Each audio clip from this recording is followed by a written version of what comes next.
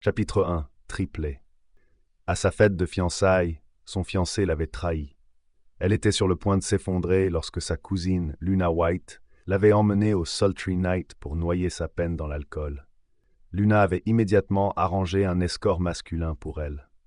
Quand les événements de la veille lui revinrent en mémoire, Charlotte se serra la poitrine de choc. « Mon Dieu, j'ai perdu ma virginité avec un inconnu. » Quand elle sortit précipitamment de l'hôtel, une foule de journalistes s'amassa autour d'elle.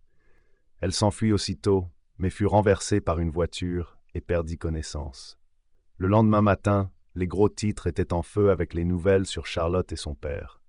L'homme le plus riche de H-City, Richard Wint, fait faillite et se suicide. Hector Sterling abandonne la fille de Richard Wint. Charlotte Wint passe la nuit avec un escort masculin travesti au club. Elle avait tout perdu, de sa famille à sa réputation. 10 mois plus tard, on entendait de forts pleurs de bébé dans une clinique banale à la campagne. Madame Berry tenait un bébé dans ses bras, alors qu'elle se précipitait vers Charlotte avec joie. « Mademoiselle, félicitations. Vous avez donné naissance à des triplés, 2 garçons et une fille. » 4 ans plus tard, à la gare de H-City, Charlotte arriva en ville avec ses enfants et Madame Berry. La corpulente Madame Berry tenait 2 grosses valises et peinait à marcher.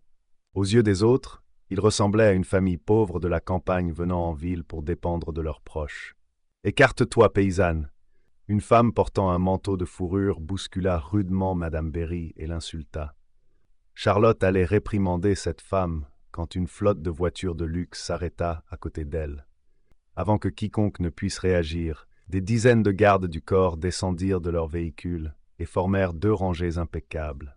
En faisant une profonde révérence, ils s'écrièrent d'une seule voix « Bienvenue, Madame Sterling ».